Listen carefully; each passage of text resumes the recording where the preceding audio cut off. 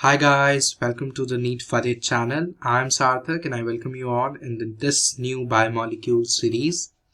So let's start. If you haven't like and subscribe to this channel, do subscribe it and like to the videos I have uploaded earlier.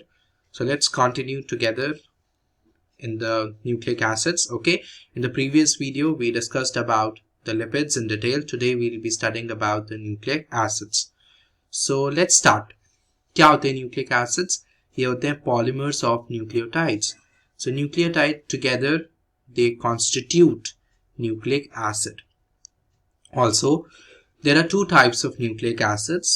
One is deoxyribonucleic acid and another is ribonucleic acid, the DNA and the RNA structure.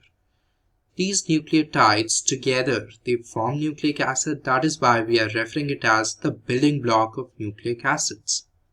हमारे nucleotide किस चीज के बने होते हैं?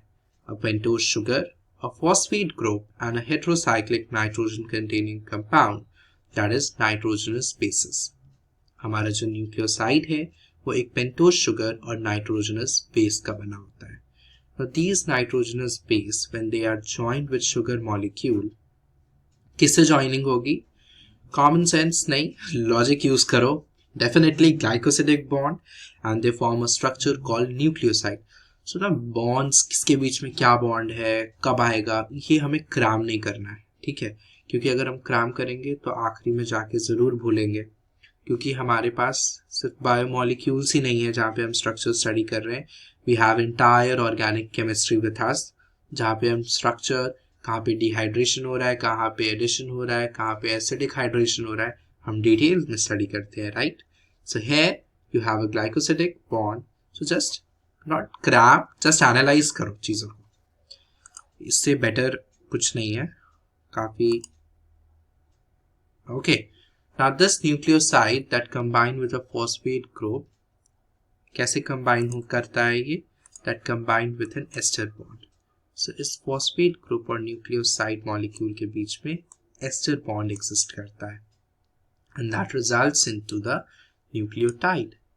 Now when these nucleotides together, when they are joined by phosphodiester, so that is when we get nucleic acids, right? Now the nitrogenous bases, जो हमारा component है जिसके बारे में हमने बात की, वो दो पार्ट्स में डिवाइडेड है. One is pyrimidine and another is purine. Cytosine, thymine and uracil, they are the part of pyrimidine, and purine का जो है हमारे पास adenine and guanine है. Now this adenine combines with thymine and guanine combines with cytosine in DNA. In RNA, what happens? There is a change. The guanine will continue to combine with the cytosine, but their adenine would not be combining with thymine. On the other way, it will combine with the uracil. So आपको RNA में uracil मिलेगा और DNA में नहीं मिलेगा, और DNA में आपको thymine मिलेगा और uracil नहीं मिलेगा, ठीक है? Next, we have discussed about this pyrimidine and purine. Now this is a nitrogenous base and sugar. There we have a glycosidic bond जिससे हमें nucleoside मिला है, and when these nucleoside combines with the phosphate group, we get the nucleotide. Okay, here you can see कि deoxyribose होता है. deoxyribose कहाँ होता है? अभी डिस्कस किया. deoxyribose हमारा DNA में प्रेजेंट है और राइबोज शुगर जो है RNA में प्रेजेंट है. सो राइबोज में हमारा ऑक्सीजन, पूरा एंटायर हाइड्रोक्साइल ग्रुप प्रेजेंट होगा, but in deoxyribose only hydrogen would be present. There would be a removal of oxygen component. Now we have this model of DNA.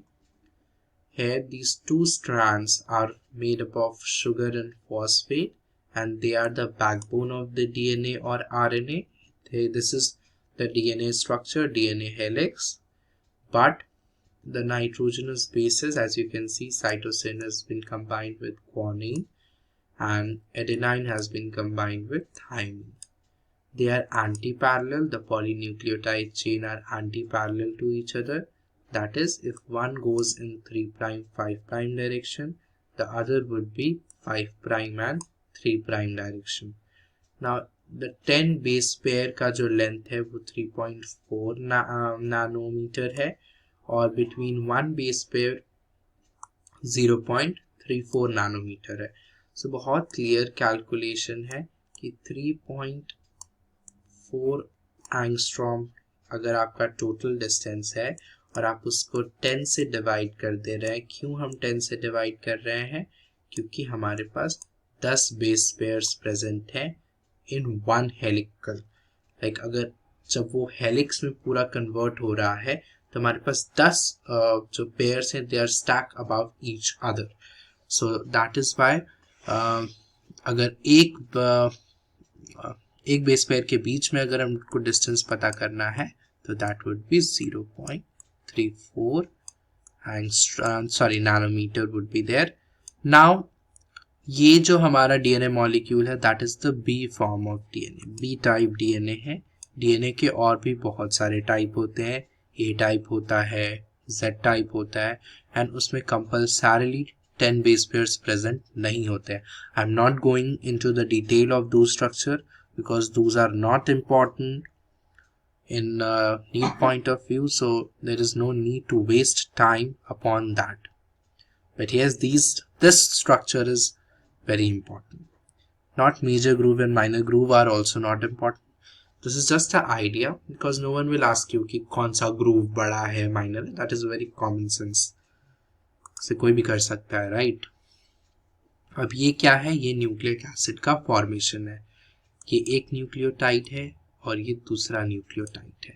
यहाँ पे आपको दिख रहा है कि यहाँ पे डिहाइड्रेशन हो रहा है, H2O का रिमूवल हो रहा है और यहाँ पे फॉस्फोएस्टर बॉन्ड की फॉर्मेशन हो रही है. So this phosphoester bond formation हमारे को हमारा न्यूक्लिक एसिड देता है. Nucleic acid is a very long chain.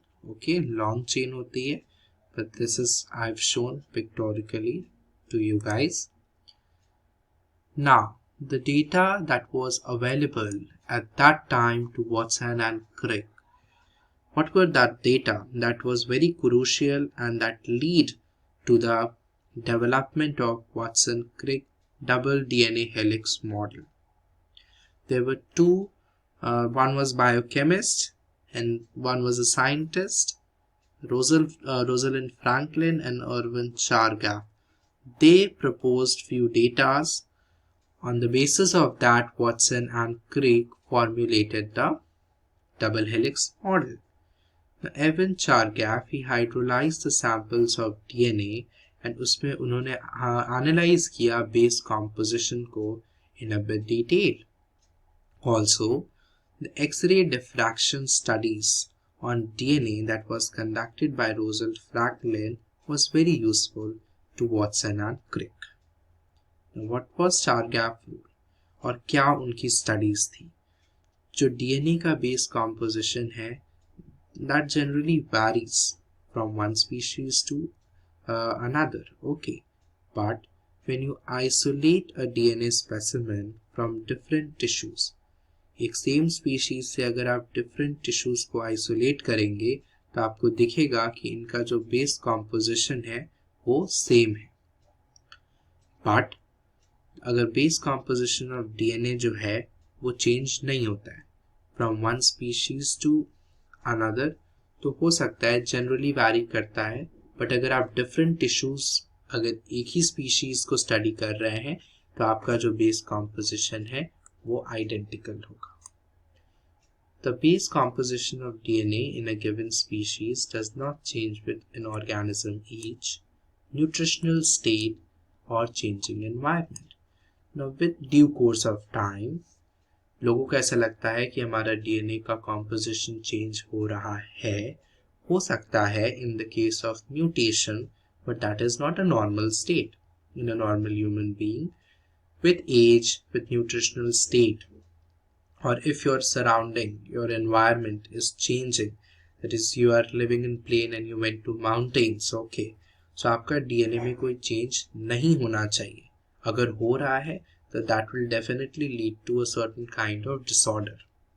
Now in a cellular DNA, regardless of the species, कोई भी species क्यों ना हो, but जो adenine है that would be equal to the thymine and guanine जो है that would equal to the cytosine. Okay, so from this relationship we arrived at the final quantitative Irwin-Chargaff rule that is very useful in the calculation, that states that adenine or guanine, that is purine का sum, would be equal to the pyrimidine, that is cytosine and thymine. Also इनका जो ratio है that would be constant. Next we have the Watson and Crick model. This model finally arrived in 1953 with certain salient feature. What were the salient feature of the double helical form of DNA? That is, it consists of two strands of polynucleotide. ये दो polynucleotide का था chain that was arranged in a helical manner, and helical में भी right-handed manner में ये arranged था. That is, the turning जो थी वो clockwise direction में थी. Left-handed double helix भी present होते हैं, but that is not a part of bDNA. In bDNA we have right-handed helix he present होता है. जो polynucleotide chain है वो anti-parallel है, 5'3' and 3'5'. They run in opposite direction. जो sugar और phosphate है वो backbone है हमारे DNA molecule का, और जो nitrogenous base है they lie perpendicular to this backbone and they lie outside of the helix structure. ये अंदर lie नहीं करते हैं, बाहर lie करते हैं. Now also 3.4 angstrom अगर है तो ये दोनों base pairs के बीच का distance है, और अगर 3.4 nanometer है तो that is between the 10 base pair का जो entire distance है. Now the nitrogenous bases of opposite chain are paired as the result of formation of hydrogen bond.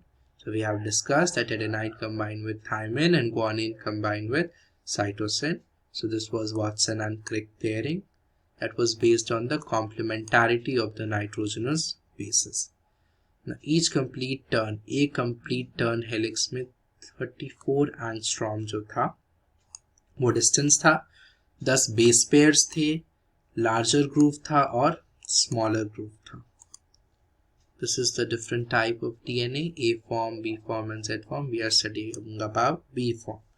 Okay, this is the molecular structure and this is the cross-sectional structure of DNA. Now this is the double helix structure.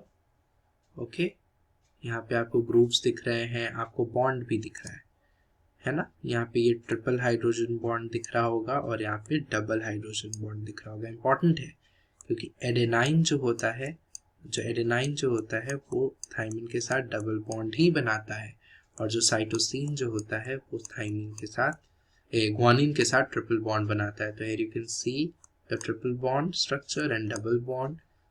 Here you can see the phosphoester bond. ठीक है, सबको clearly visible होगा. Anti-parallel or parallelity of the polynucleotide chain is also visible to you. Hope you have gained some knowledge out of it. If you have any query, do comment and do like this video and share with your fellow batchmates.